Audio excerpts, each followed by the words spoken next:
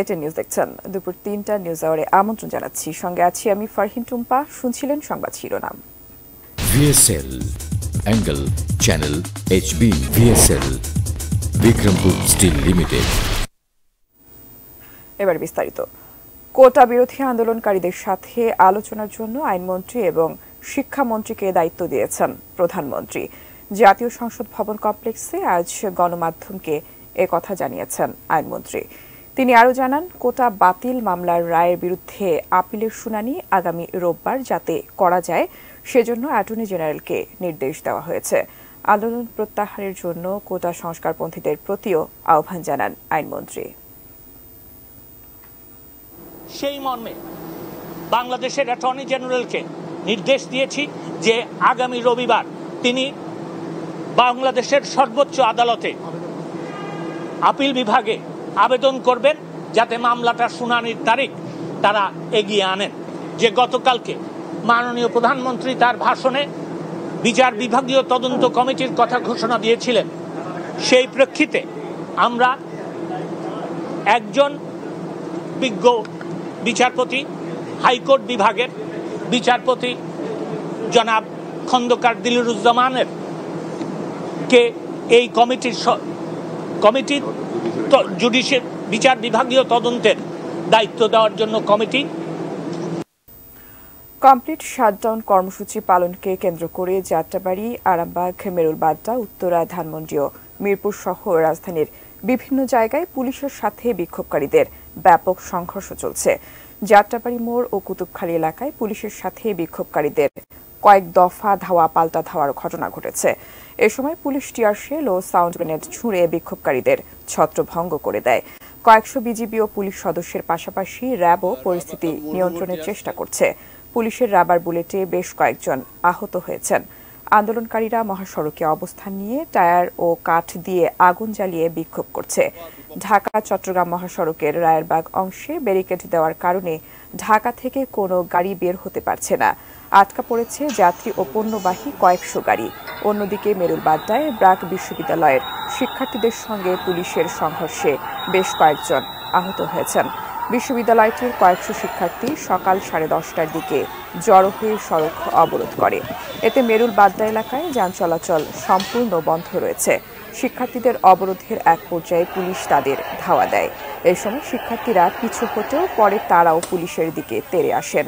শিক্ষার্থীরা পুলিশকে লক্ষ্য করে ইট পাটকেল ছুটতে থাকেন। এক পর্যায়ে পুলিশ সাউন্ড গ্রেনেড ফাটায়। বর্তমানে শিক্ষার্থীরা ব্র্যাক ইউনিভার্সিটির ভেতরে অবস্থান করছেন। এছাড়া উত্তরা ও মিরপুর 10 নম্বরে পুলিশের সাথে আন্দোলনকারীদের সংঘর্ষ চলছে। 5টি মোটরসাইকেলে আগুন দিয়েছে বিক্ষোভকারীরা।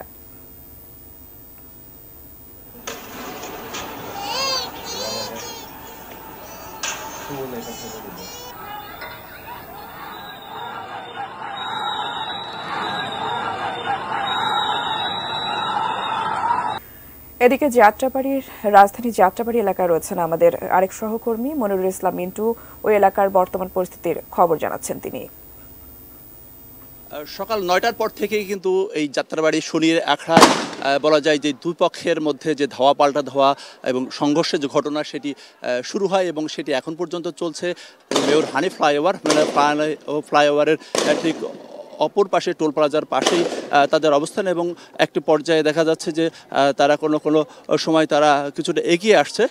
আবার এদিকে পুলিশ টিয়ার সেল এবং সাউন্ড গ্রেনেড মেরে আন্দোলনকারীদেরকে চেষ্টা করছেন সরিয়ে দেওয়ার জন্য, কিন্তু বলা যায় যে দুই পক্ষই একটা মুখোমুখি অবস্থা রয়েছে এবং এখানে এখন মনে হচ্ছে যে এই আন্দোলনের মধ্যে শুধু সাধারণ শিক্ষার্থীরা রয়েছেন এমনটা মনে হচ্ছে না। এখানে আইনশৃঙ্খলা বাহিনীর সদস্যরা তারা চেষ্টা করছেন তাদেরকে নিয়ন্ত্রণে করার জন্য, কিন্তু সেই নিয়ন্ত্রণটা আসলে খুব বেশি যে থাকছে সেটি বলা যাচ্ছে না। উপর থেকেই তারা ইট পাটকেল ছোড়ার যে পুলিশ চেষ্টা করছেন ছত্রভঙ্গ করে দেওয়ার জন্য।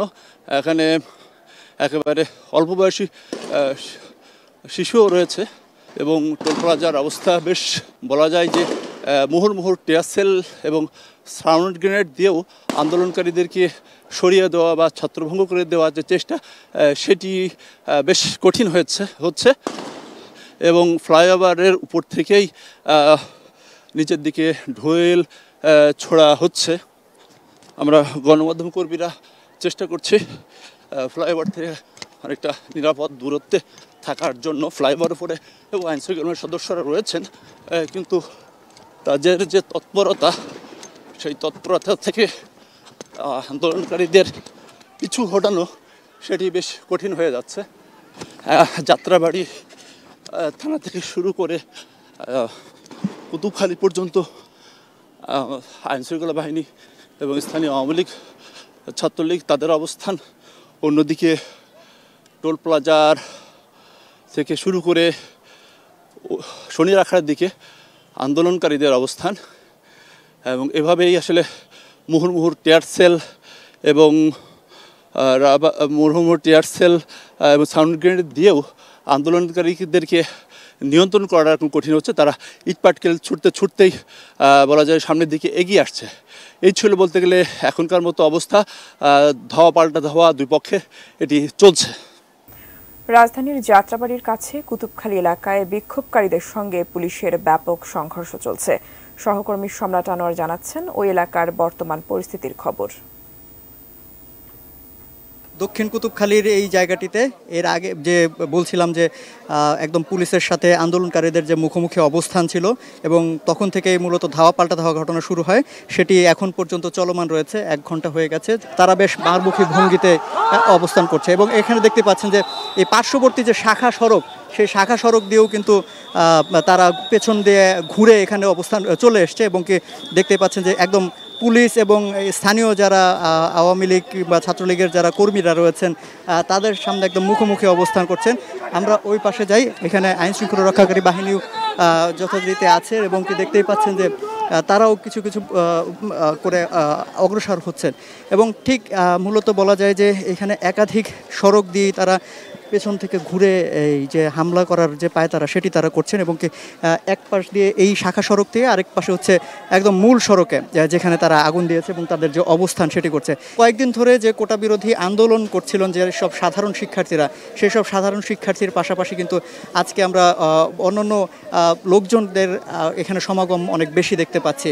কেননা এই যে ছাত্ররা যখন আন্দোলনে ছিলেন সেই সময়টিতে কিন্তু আমরা দেখেছি যে কোনো ধরনের সেরকম বিশৃঙ্খলা হয়নি এবং এইখানে আমরা কিছুক্ষণ আগেও দেখেছিলাম যে মূল আন্দোলনকারী যারা এই যে কুতুবখালী যে হানিফ ফ্লাইওভার থেকে নামার পরে যে টোল প্লাজা আছে, সেই টোল প্লাজার থেকে একটু সামনের দিকে তারা গতকাল রাত থেকে অবস্থান করেছিলেন এবং সেখান থেকে মূলত তারা অগ্রসর হয় এবং অগ্রসর হওয়ার পরে যখন আইনশৃঙ্খলা রক্ষাকারী বাহিনী তাদেরকে প্রতিরোধ করে তারা কিন্তু পিছিয়ে যায়। কিন্তু এখন আমরা দেখতে পাচ্ছি যে শাখা সড়ক থেকে শাখা সড়কের হয়ে এখানে মাদ্রাসার সামনে দেখতেই পাচ্ছেন যে এই সড়কটিতে দিয়ে যারা আন্দোলন করছেন তারা এখানে চলে আসছে এবং কি তারা ইটপাটকেল ছুটছে। আমি আমার সহকর্মীকে একটু দেখাতে চাই যে এইখানে যে পরিস্থিতি সৃষ্টি হয়েছে সেই পরিস্থিতিতে সব পরিস্থিতি এখানে কিন্তু খুব একটা পরিস্থিতি এখানে খুব একটা সুবিধাজনক নয় এবং দেখতে পাচ্ছেন আইন শৃঙ্খলা রক্ষাকারী বাহিনী এখানে অবস্থান করছেন এবং কি তারা একটু পর পর এখানে সাউন্ড গ্রেনেড এবং এখানে সাউন্ড গ্রেনেড নিক্ষেপ করছেন এবং তারা চেষ্টা করছেন এখানে থেকে আন্দোলনকারীদের মূল সড়ক থেকে সরিয়ে দিতে। কিন্তু যখন থেকে এই হামলার ঘটনাগুলো ঘটা শুরু হয়েছে তারপর থেকে মূলত এখানে আমরা দেখছি যে এই যে এই আন্দোলনের আগুন লাগানোর ঘটনা ঘটছে, ঠিক একইভাবে ভাঙচুরের ঘটনা ঘটছে, গাড়ি ঘোড়া ভাঙচুর করা হচ্ছে এবং জনগণের যে ক্ষয়ক্ষতি, জনগণের যে জানমালের ক্ষতি সেটি কিন্তু আমরা অনেক বেশি দেখতে পাচ্ছি। এই যে পরিস্থিতি, সেই পরিস্থিতি কখন কে আহত হয়, কে কখন কে ক্ষতির সম্মুখীন হয় সেটি নিয়েও কিন্তু তারা দুশ্চিন্তায় আছেন। এখন আমরা অপেক্ষা করছি আসলে দেখব যে আইন শৃঙ্খলা রক্ষাকারী বাহিনী কতটা তাড়াতাড়ি এই সমগ্র পরিস্থিতিটা নিয়ন্ত্রণে আনতে পারে এবং যে আন্দোলন যেটি চলমান রয়েছে এখানে যারা অবস্থান নিয়েছেন সড়কে, মূল সড়কে, তারা আসলে কতটা তাড়াতাড়ি এখান থেকে তাদেরকে সরিয়ে নেওয়া যায় এবং যানবাহন চলাচল স্বাভাবিক হয়। রাজধানীর মেরুল বাড্ডায় ব্র্যাক বিশ্ববিদ্যালয় এলাকা ও এর আশপাশে পুলিশের সঙ্গে আন্দোলনকারীদের ব্যাপক সংঘর্ষের ঘটনা ঘটেছে। ওই এলাকা এখন উত্তাল। সহকর্মী শফিকুল হক জানাচ্ছেন সেখানকার সবশেষ পরিস্থিতি। এই মুহূর্তে আমরা রয়েছি রাজধানীর রামপুরার যে ইউলুপটি রয়েছে সেই ইউলুপের ওপর, এবং সড়কের অবস্থা যদি বলি, এখানে ব্যাপক সংঘর্ষ চলছে। আন্দোলনকারী শিক্ষার্থী যারা রয়েছেন, আপনি জানেন যে বৈষম্য বিরোধী ছাত্র আন্দোলনের ব্যানারে আজকে সারাদিন যেই কমপ্লিট শাটডাউনের ঘোষণা দেওয়া হয়েছিল, সেই শাটডাউনের অংশ হিসেবে কিন্তু শিক্ষার্থীরা সড়কে অবস্থান নেয় এবং তাদেরকে সরিয়ে দিতে গেলে পুলিশের সাথে তাদের এই বিরোধ বাধে। এবং কিছুক্ষণ আগে আপনাকে যদি বলি, এই রামপুরা থেকে বনশ্রীতে প্রবেশ মুখে যেই পুলিশ বুটটি রয়েছে, সেই পুলিশ বুটটি পুরোপুরি জ্বালিয়ে দেওয়া হয়েছে এবং পুলিশের পক্ষ থেকে কিন্তু মুহুর্মুহু টিয়ারসেল এখানে ছোড়া হয়েছে এই ছাত্রদের এখানে ছত্রভঙ্গ করে দেওয়ার জন্য। কিন্তু তারপরেও শিক্ষার্থীরা সড়কে অবস্থান নিচ্ছেন এবং নানা ধরনের স্লোগান তারা এখান থেকে দিচ্ছেন। একটু আপনাকে সড়কের উল্টো পাশের চিত্র যদি দেখানোর চেষ্টা করি, সহকর্মী সালাম রয়েছেন আমাদের সাথে। রাস্তার এপারে রামপুরা থেকে মালিবাগের দিকে যাওয়ার যেই সড়কটি রয়েছে, সেই সড়কে কিন্তু পুলিশের উপস্থিতি আমরা দেখতে পাচ্ছি এবং তারা ধীরে ধীরে সামনের দিকে আগানোর চেষ্টা করছে এবং তারা টিয়ার সেল এবং ফাঁকা গুলি, সাউন্ড গ্রেনেডের মাধ্যমে আসলে এই শিক্ষার্থীদের এখান থেকে ছত্রভঙ্গ করে দেওয়ার চেষ্টা তারা চালাচ্ছেন। একটু যদি বলে রাখি, এই পথে এই মুহূর্তে আসলে সব ধরনের যান চলাচল বন্ধ রয়েছে এবং সাধারণ মানুষ যারা রয়েছেন তারাও কিন্তু ব্যাপক ভোগান্তিতে পড়েছেন। যারা এই পথে আসছেন বা আসতে চাচ্ছেন, এই পথটি ক্রস করতে চাচ্ছেন, তারা ব্যাপক আসলে ভোগান্তির শিকার হচ্ছেন। একটি বিষয় বলে রাখি যে পুলিশের পক্ষ থেকে কিন্তু আমাদের এখন পর্যন্ত এখানে কোনো ধরনের বক্তব্য আমরা নিতে পারিনি। এখানে পুলিশের যে বুটটি, সেই বুটটি জ্বালিয়ে দেওয়ার ব্যাপারে এখানে আন্দোলনরত শিক্ষার্থী যারা রয়েছেন তাদের পক্ষ থেকে দাবি করা হচ্ছে যে এই পুলিশ বুথের আগুনটি আসলে তারা এখানে দেয়নি, অন্য কোনো পক্ষ এখানে এই আগুন লাগিয়ে থাকতে পারে। তো সবকিছু মিলিয়ে এই সড়কে এখন পুরোপুরি একটি ভয়াবহ পরিস্থিতির এখানে সৃষ্টি হয়েছে এবং পুলিশ তাদের অবস্থানে রয়েছেন, শিক্ষার্থীরাও আসলে তাদের যে অবস্থান সেই অবস্থানে রয়েছেন। তো রামপুরা থেকে এই ছিল এখন পর্যন্ত আমার কাছে এই কোটা বিরোধী আন্দোলনের যেই আজকে শাটডাউন কর্মসূচি, সেই কর্মসূচির সবশেষ খবর। বৈষম্য বিরোধী ছাত্র আন্দোলনের কেন্দ্রীয় সমন্বয়ক দলের এক বিজ্ঞপ্তিতে জানানো হয়েছে, আন্দোলনের পাশাপাশি আলোচনার পথও খোলা থাকবে। ভাঙচুর, অগ্নিকাণ্ড ইত্যাদির সাথে বৈষম্য বিরোধী ছাত্র আন্দোলন কোনোভাবেই জড়িত নয় দাবি করে তারা আরও বলেছে, এসবের দায় তারা নেবে না। বিজ্ঞপ্তির বিষয়টি নিশ্চিত করেছেন আন্দোলনের সমন্বয়ক হাসনাত আব্দুল্লাহ। তারা অভিযোগ করেন, কোটা সংস্কারের যৌক্তিক ও ন্যায্য আন্দোলনে পুলিশ, বিজিবি ও ছাত্রলীগ যৌথভাবে হামলা করে আন্দোলন দমনের চেষ্টা করেছে। শান্তিপূর্ণ আন্দোলনে হামলা চালিয়ে সরকারি উদ্ভূত পরিস্থিতির জন্য দায়ী অভিযোগ করে বলা হয়, শিক্ষার্থীরা পড়ার টেবিলে ফিরতে চায়। সরকারের দৃশ্যমান পদক্ষেপ সমাধানের পথ তৈরি করতে পারে।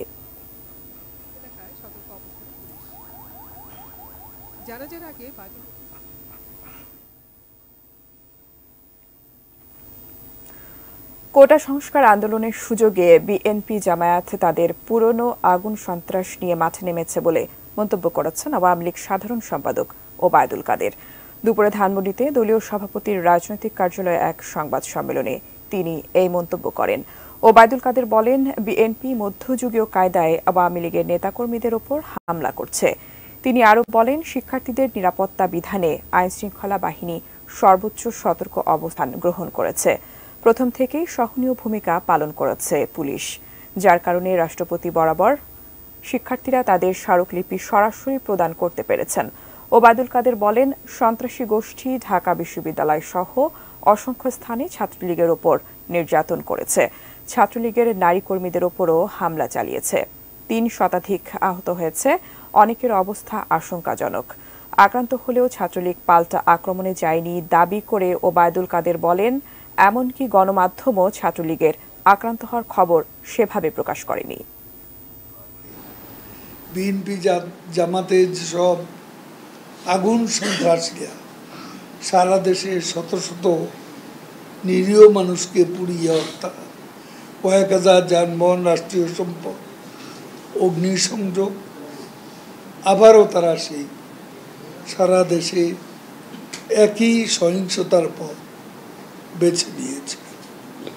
এমন সন্ত্রাসী কর্মকাণ্ডের মাধ্যমে প্রমাণ হয়, এতে আগুন সন্ত্রাসে সাধারণ শিক্ষার্থীদের সংশ্লিষ্টতা থাকতে পারে না। বাংলাদেশের সম্ভাবনাময় সুনীল অর্থনীতিতে দেশি বিদেশি উদ্যোক্তাদের বিনিয়োগের আহ্বান জানিয়েছেন প্রধানমন্ত্রী শেখ হাসিনা। একই সঙ্গে গভীর সমুদ্রের সম্পদ আহরণে আরও উদ্যোগী হতে সরকারের সংশ্লিষ্ট বিভাগকে নির্দেশ দিয়েছেন তিনি। সকালে বঙ্গবন্ধু আন্তর্জাতিক সম্মেলন কেন্দ্রে আয়োজিত আন্তর্জাতিক অ্যাকোয়াকালচার ও সিফুড প্রদর্শনীর উদ্বোধনী অনুষ্ঠানে প্রধানমন্ত্রী এ নির্দেশ দেন। মৎস্য খাতকে দেশের দ্বিতীয় বৃহত্তম বৈদেশিক মুদ্রা অর্জনের খাত হিসেবে গড়ে তুলতে চেয়েছিলেন বঙ্গবন্ধু। মাছে ভাতে বাঙালির সেই স্বপ্ন এখনো অধরা থাকলেও এগিয়েছে বহুদূর। ইলিশ আহরণে বিশ্বের প্রথম এই দেশ এখন মিঠা পানির মাছ আহরণেও উঠে এসেছে দ্বিতীয় স্থানে, আর মাছ চাষে বিশ্বের পঞ্চম বাংলাদেশ। দেশের সম্ভাবনাময় এই খাতকে বিশ্ব দরবারে বিনিয়োগকারীদের সামনে তুলে ধরতেই দুদিনব্যাপী মাছ চাষ এবং সামুদ্রিক খাবার ও পণ্যের আন্তর্জাতিক এই প্রদর্শনীর আয়োজন করেছে মৎস্য ও প্রাণী সম্পদ মন্ত্রণালয়। আয়োজনের মূল লক্ষ্য 2030 সালের মধ্যে মৎস্য খাতে রপ্তানি আয় অন্তত $5 বিলিয়ন নিয়ে যাওয়া। প্রদর্শনীর আনুষ্ঠানিক উদ্বোধন করে প্রধানমন্ত্রী বলেন, সমুদ্রের মাছ আহরণ ও রপ্তানির বিশাল সম্ভাবনার দ্বারপ্রান্তে বাংলাদেশ। গভীর সমুদ্র থেকে মৎস্য আহরণে এখন আমরা তেমন কোনো ব্যবস্থা নিতে পারিনি, কারণ আমাদের মৎস্য ব্যবসায়ীদের অনেক চেষ্টা করেও সেই লং লাইনার মৎস্য আহরণ করার যে ব্যবস্থা সেটাতে কেউ আসতেই চায় না। 2-4 জন যারাও আসে তারা বোধহয় সেখানে অর্থ বিনিয়োগ করতে চায় না। এর জন্য আমাদের দরকার হচ্ছে বিদেশি বিনিয়োগ, এটা হলো বাস্তবতা। শেখ হাসিনা বলেন, বিশাল সমুদ্র সীমা অর্জনের পর বাংলাদেশের সামনে এখন সুনীল অর্থনীতির হাতছানি। সম্ভাবনাময় এ খাতে দেশি বিদেশি বিনিয়োগকারীদের এগিয়ে আসার আহ্বান জানান তিনি। আমাদের যে সমুদ্র সম্পদ, সেখানে আজকে আমরা যেমন আমাদের খনিজ সম্পদের কথা বললাম, সিউইড, তারপরে তাছাড়াও শামুক, ঝিনুক, মুক্তা, সমুদ্রের পানি থেকে আমরা লবণ উৎপাদন করি। এখন আরেকটা হচ্ছে সমুদ্রের পানি থেকে বিদ্যুৎ উৎপাদন, হাইড্রোজেন ইলেকট্রিসিটি, সেটার উপরে গবেষণা চলছে। ইনশাআল্লাহ আমরা সেটাও করতে পারবো। কাজে এই সমুদ্র সম্পদ বহুমুখী ব্যবহার করে আমাদের অর্থনীতি, ব্লু ইকোনমি, এটাকে আমরা আরো সমৃদ্ধশালী করতে পারবো। একই সঙ্গে মিঠা পানির মাছ চাষে দেশের যুব সমাজকে আরো উদ্যোগী হওয়ার আহ্বান জানান প্রধানমন্ত্রী শেখ হাসিনা। শুটকি মাছ, যেটা ড্রাইড ফিশ, এটারও কিন্তু বিরাট চাহিদা সারা বিশ্বব্যাপী। Arafat Siddiqui, ATN news, Dhaka. পর্যাপ্ত সরবরাহ থাকা সত্ত্বেও রাজধানীর পাইকারি ও খুচরা বাজারে বেড়েছে চালের দাম। গেল 2 সপ্তাহে সব ধরনের চালের দাম বস্তা প্রতি বেড়েছে অন্তত 100 থেকে 300 টাকা পর্যন্ত। দাম বাড়ার কারণ হিসেবে উৎপাদক পর্যায়ের সিন্ডিকেটকেই দোষারোপ করছেন বিক্রেতারা। ভরা মৌসুমেও স্বস্তি নেই চালের বাজারে। পর্যাপ্ত সরবরাহ থাকার পরও বাড়তির দিকেই চালের দাম। কোরবানির ঈদের পর থেকেই বাড়তে থাকা চালের দাম গত 2 সপ্তাহে আরও বেড়েছে। বাজার বিশ্লেষণ করে দেখা যায়, সপ্তাহের ব্যবধানে পাইকারি ও খুচরা পর্যায়ের সব ধরনের চালের দাম 2 টাকা থেকে 5 টাকা পর্যন্ত বেড়েছে।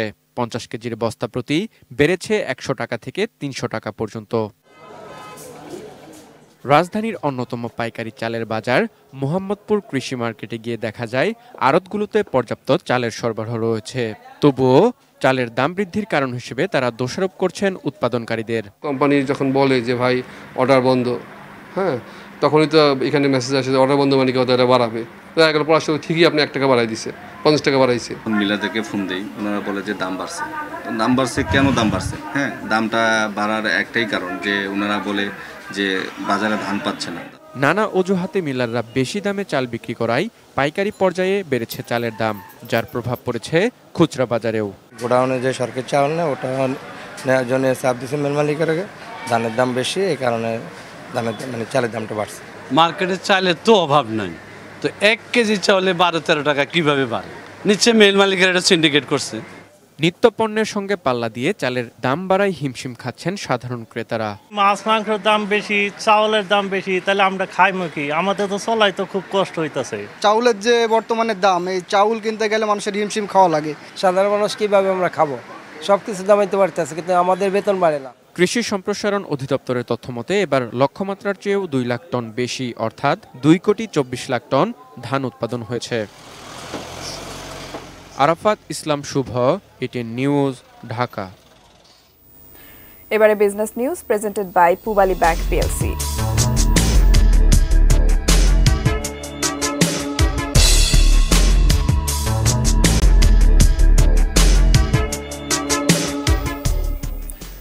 বাংলাদেশ ব্যাংকের মুদ্রানীতি প্রকাশ আজ। নেওয়া হচ্ছে সংকোচনমূলক মুদ্রানীতি, অর্থাৎ কমবে টাকার সরবরাহ, বাড়বে ঋণের সুদ। এতদিন সংবাদ সম্মেলনের মাধ্যমে মুদ্রানীতি ঘোষণা করা হলেও এবার প্রকাশ করা হবে শুধু ওয়েবসাইটে। বেলা ৩টায় কেন্দ্রীয় ব্যাংকের ২০২৪-২৫ অর্থবছরের প্রথমার্ধের মুদ্রানীতি প্রকাশ করা হবে। আগের মতো সংকোচনমুখী পদক্ষেপ নিয়ে চলতি ২০২৪-২৫ অর্থবছরের প্রথমার্ধের এই মুদ্রানীতি প্রকাশ করতে যাচ্ছে বাংলাদেশ ব্যাংক। এবারও মুদ্রানীতির মূল লক্ষ্য হবে নীতি সুদের হার বাড়ানো ও টাকার সরবরাহ কমানো, যাতে মূল্যস্ফীতি নিয়ন্ত্রণে আনা যায়। গত মে মাসে সুদহার বাজার ভিত্তিক করার পর এরই মধ্যে তা ১৬% উঠেছে।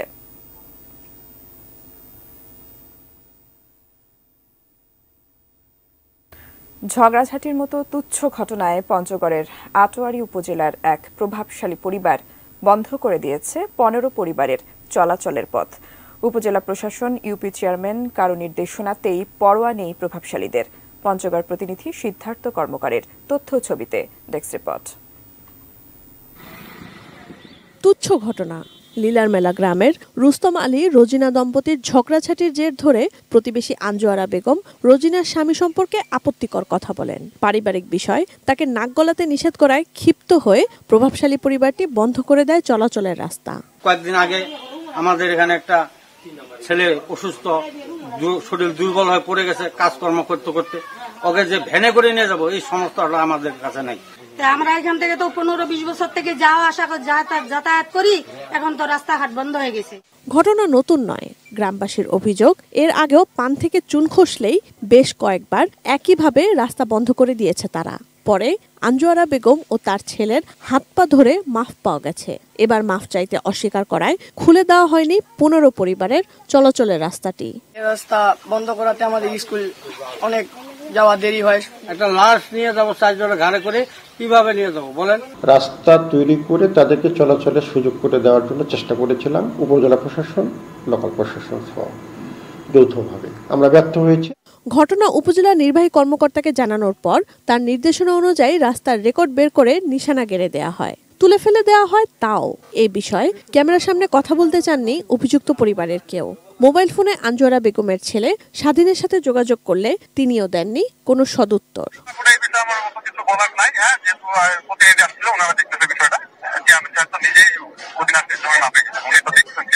চলাচলের রাস্তা বন্ধ করা বেআইনি, কেউ আইন অমান্য করলে ব্যবস্থা নেওয়ার আশ্বাস উপজেলার নির্বাহী কর্মকর্তার। চিহ্নিত সীমানা তারা তুলে ফেলেছে, এটা সরকারি কাজে সরাসরি বাধা, এটা এক ধরনের অপরাধ। যদি এটার কোনো শান্তিপূর্ণ সমাধান করা যায়, আর শান্তিপূর্ণ সমাধান যদি না হয় পরবর্তীতে আইন অনুযায়ী যে ব্যবস্থা গ্রহণ করা সেটা করা তো অবশ্যই হবে। Sanjida Sylvia, desk report, ATN news. Gas সংকটের কারণে দুর্ভোগে পড়েছেন রাজধানীর বিভিন্ন এলাকার মানুষ। কোনো কোনো এলাকায় সংকট এতটাই তীব্র, প্রতিদিনের রান্না করাই মুশকিল। ফলে হোটেল থেকে খাবার কিনতে বাড়তি দাম গুনতে হচ্ছে অনেককে। অন্যদিকে পেট্রোবাংলার চেয়ারম্যান বলছেন পরিস্থিতি স্বাভাবিক হতে পারে ২৪ জুলাইয়ের পর। আরও জানাচ্ছেন মাহফুজা মুসলিহি। নিভু নিভু আগুন মগবাজারের মধুবাগে, তাও পাওয়া যায় সকাল ৮টার আগ পর্যন্ত মাত্র ২ ঘন্টা। কোথাও বা আবার রাত ১২টা পর্যন্ত এটুকু গ্যাসও জ্বলে না। চুলার এমন বেহাল দশা রাজধানীর বাড্ডা, রামপুরা, মোহাম্মদপুর, রায়েরবাজার, মগবাজার, বনশ্রী এবং মিরপুর সহ বেশ কিছু এলাকাতে। সকাল থেকেই পরিবার এমনকি শিশু সন্তানের জন্য খাবার তৈরি করতে যেয়ে ভোগান্তিতে পড়ছেন অধিকাংশ গৃহিণী। আর ১ কাপ দুধ গরম করতে ১.৫ ঘন্টা সময় লাগে। বাচ্চারা তো না খেয়ে পুষ্টির অভাবে অসুস্থ হয়ে পড়তেছে। বাধ্য হয়েই টানাটানি সংসারেও পেট বাঁচাতে অনেকেই খাচ্ছেন হোটেল রেস্তোরাঁয়। তো দেখা যায় অনেক সময় আমাদের বাইরে কিনা খাইতে হয়। সেখানকার চিত্র অমানবিক। মালিকের লোকসান ঠেকাতে জীবনের ঝুঁকি নিয়েই জ্বলন্ত গ্যাসের চুলোয় লাকড়ি ভরে রান্না করছেন হোটেল বাবুর্চিরা। যে কোনো সময় তো ব্লাস্ট হওয়ার সম্ভাবনা আছে, কিছু করার নাই, সংসার আছে, মনে করেন আমার নিজেরও তো পেট আছে। একে তো যে হারে গ্যাসের দাম বাড়ছে, গ্যাস নেই সে হারে, অন্যদিকে আছে পোস্ট পেইডে বিল পরিশোধের হয়রানিও। ভুক্তভোগীদের নানা প্রশ্ন কর্তৃপক্ষের কাছে। কি যে যন্ত্রণায় আছি, এক পাতিল ভাত রাঁধতে লাগে 5 ঘন্টা, তাও ভাত হইতেছে না। গ্যাস থাকলেও আমি 1080 টাকা দিতেছি, না থাকলেও আমি 1080 টাকাই দিতেছি, কিন্তু যারা মিটার ব্যবহার করতেছে গ্যাস নাই, বাস খরচ নাই, গ্যাস কম আমার ইউজ হইতেছে, এই টাকা কি আমি ফেরত পাবো কিনা? তাদের টাকা কম নেবার বা ফেরত দেওয়ার আসলে আইনগত সুযোগ নাই। তবে পেট্রোবাংলার চেয়ারম্যান জানান, সম্প্রতি প্রাকৃতিক দুর্যোগে সমুদ্রে ভাসমান এলএনজি টার্মিনাল ক্ষতিগ্রস্ত হওয়ার কারণেই চাহিদার বিপরীতে পর্যাপ্ত গ্যাস সরবরাহ ব্যাহত হচ্ছে। সংকট নিরসনে শিগগিরই আসছে সুসংবাদ। এই সমস্যা থেকে বের হয়ে আসার জন্য সিঙ্গাপুর থেকে যে ডুবুরি নিয়ে আসবো, তারা 30 মিটার পর্যন্ত সমুদ্রের তলদেশে যেয়ে 20 থেকে 23 জুলাইয়ের মধ্যে তারা এই সমস্যাটির সমাধান করে ফেলতে পারবে। 23-24-এর পর থেকে এই গ্যাসের সরবরাহ পরিস্থিতি স্বাভাবিক হবে। পোস্টপেইডের মাধ্যমে অতিরিক্ত বিল আদায়ের যে হয়রানি তা দূর করতে আগামী 3 বছরের মধ্যেই ঢাকাসহ সারা দেশের আবাসিক এলাকাগুলোতে প্রিপেড মিটার স্থাপনের কথা জানিয়েছে তিতাস গ্যাস কর্তৃপক্ষ। জানানো হয়, এই লক্ষ্য বাস্তবায়নে এরই মধ্যে পশ্চিমাঞ্চলের কর্ণফুলী ও বাখরাবাদে কাজও শুরু হয়েছে। Mahfuza Muslehi, ATN news, Dhaka. এবারে মেটাল প্রেজেন্স কৃষি সংবাদ, সুজলা সুফলা।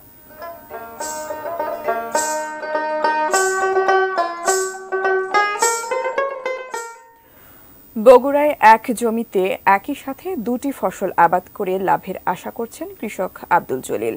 সদর উপজেলার শাখারিয়া ইউনিয়নের কদিমপাড়া গ্রামের কৃষক আব্দুল জলিল স্বল্প সময়ে অল্প খরচে বেশি লাভের জন্য 15 শতক জমিতে আবাদ করেছেন চাল কুমড়া এবং ছাঁচি লাউ। ইতিমধ্যে বেশ কিছু চাল কুমড়া বিক্রিও করেছেন তিনি, লাউও ধরেছে ভালো।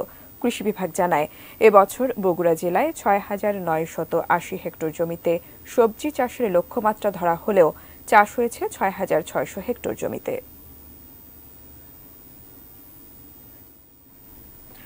দেশের বাইরের খবর। চীনের সিচুয়ান প্রদেশের একটি শপিং মলে অগ্নিকাণ্ডে কমপক্ষে 16 জন মারা গেছেন।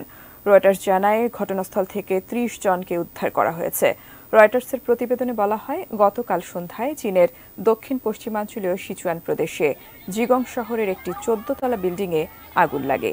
3 শতাধিক উদ্ধারকর্মীর চেষ্টার পরও আগুন ব্যাপকভাবে ছড়িয়ে পড়ে। পরে স্থানীয় সময়ে ভোর রাত 3টা নাগাদ উদ্ধার কাজ শেষ হয়েছে বলে জানায় চীনের রাষ্ট্রীয় সম্প্রচার মাধ্যম সিসিটিভি। নির্মাণ কাজ থেকে আগুন লাগার কথা ধারণা করা হলেও সুনির্দিষ্ট কারণ জানতে তদন্ত চলছে। Ispahani sports news.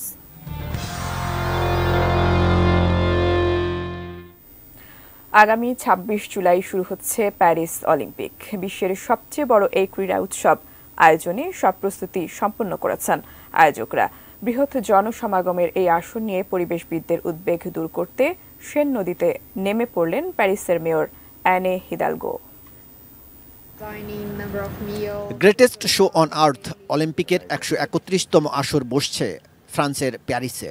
আর এই নগরীর সেন নদীর তীরে বিশ্বের বৃহৎ ও জমজমাট এই আসরে অংশ নেবে 206টি দেশ। 32টি খেলার 329টি ইভেন্টে অংশগ্রহণ করবেন 10,714 জন ক্রীড়াবিদ। কোচ, সাপোর্ট স্টাফ, কর্মকর্তা, ম্যাচ অফিসিয়াল, স্বেচ্ছাসেবক মিলিয়ে প্রায় 35,000 মানুষের সমাগম হবে সেন নদীর তীর বেষ্টিত নয়নাভিরাম প্যারিস শহরে। অলিম্পিকের উদ্বোধনী অনুষ্ঠান হবে এই সেন নদীতেই। তবে খেলোয়াড়, কোচদের উদ্বেগের অন্যতম কারণ সংশ্লিষ্ট শহরের দূষণের মাত্রা। আয়োজক প্যারিস প্রশাসন আশ্বাস দিয়েছিল, অলিম্পিক শুরুর আগেই সেন নদীকে সম্পূর্ণ দূষণমুক্ত করা হবে। সেই কাজ শেষ হয়েছে। নদীর দূষণ দূর করা নিয়ে পরিবেশবিদ খেলোয়াড়দের আশ্বস্ত করতে খেলা মাঠে গড়ানোর আগেই নিজেই নদীতে নামলেন প্যারিসের মেয়র হিদালগো। তাঁর সঙ্গে নদীতে নেমেছিলেন ফ্রান্সের একাধিক সরকারি কর্মকর্তাও। Elle n'a pas du tout de goût de vase et elle est assez claire malgré tout, même si on a eu du mauvais temps. June মাসের শুরু থেকে প্রতিদিন পরীক্ষা করা হয় সেন নদীর পানির দূষণের মাত্রা। যদিও ফ্রান্স সরকারের তত্ত্বাবধানে এই কাজ শুরু হয়েছিল গত 2015 সালে। পাশাপাশি নদীকে কেন্দ্র করে নেওয়া হয় একাধিক প্রকল্প। প্যারিস শহরের মাঝামাঝি তৈরি করা হয়েছে ভূগর্ভস্থ বিশাল জলাধার। শহরের ড্রেনেজ ব্যবস্থা এবং বিভিন্ন কাজে ব্যবহৃত পানি দূষণমুক্ত করা সহ পুরো প্রকল্পে মোট বাজেট $150 কোটি। কাজল রায়, এটিএন নিউজ, ঢাকা। শেষ করব নিউজ আওয়ার, তার আগে এক নজরে শিরোনামগুলো জানিয়ে দিচ্ছি আরো একবার। সরকার কোটা সংস্কারের পক্ষে আন্দোলনকারীদের সাথে আলোচনা করবেন আইনমন্ত্রী ও শিক্ষামন্ত্রী। কোটা বিরোধীদের সাথে বিভিন্ন স্থানে সংঘর্ষ, ঢাকা চট্টগ্রাম মহাসড়ক বন্ধ। সমুদ্র সম্পদের বহুমুখী ব্যবহারের আহ্বান প্রধানমন্ত্রীর। পর্যাপ্ত সরবরাহ থাকা সত্ত্বেও পাইকারি ও খুচরা বাজারে চালের মূল্য বৃদ্ধি। চীনের শপিং সেন্টারে ভয়াবহ আগুন, নিহত 16 জন। এবং অলিম্পিকের জন্য প্রস্তুত প্যারিস।